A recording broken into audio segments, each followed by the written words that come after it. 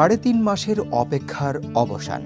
মাছ ধরার নিষেধাজ্ঞা শেষ হতেই উৎসবের আমেজে সমুদ্রে ফিরেছে প্রায় ১,০০০ মাছ ধরার নৌকা।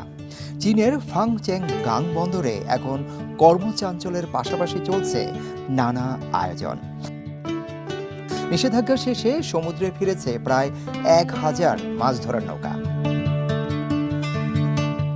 কিসা ফিশিং পোর্ট থেকে একের পর এক নৌকা মাছ ধরার উদ্দেশ্যে যাত্রা করে।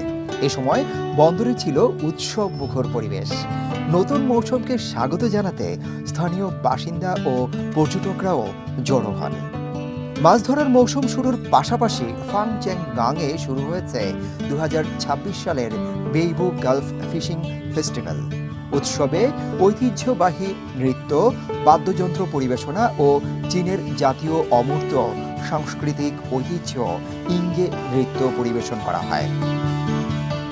বেইবু উপসাগরে ১ মে দুপুর থেকে ৩ মাস মাছ ধরার নিষেধাজ্ঞা ছিল। এখন নতুন করে কর্মচাঞ্চল্য ফিরেছে এই উপকূলে।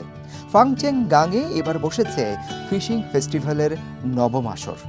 এই আয়োজন চলবে ২২ আগস্ট পর্যন্ত। ফিশিং ফেস্টিভ্যালে এবারই প্রথম এসেছি। জাতীয় পতাকা উড়িয়ে জেলেদের সমুদ্রযাত্রার দৃশ্যটি খুবই আনন্দদায়ক লেগেছে। চাওশানের গান নৃত্যও উপভোগ করেছি। নৃত্যশিল্পীদের উৎসাহ ও প্রাণবন্ত পরিবেশনা আমাকে মুগ্ধ করেছে।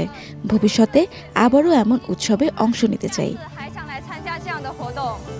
নিষেধাজ্ঞা শেষে নতুন মৌসুম শুরুর মধ্য দিয়ে আবারও ব্যস্ত হয়ে উঠেছে উপকূলীয় জনপদ। সমুদ্রে পাড়ি দেয়া জেলেদের চোখে এখন নতুন আশা, ভালো মাছ আর সফল মৌসুমের প্রত্যাশা। Desk report, hello Bangladesh.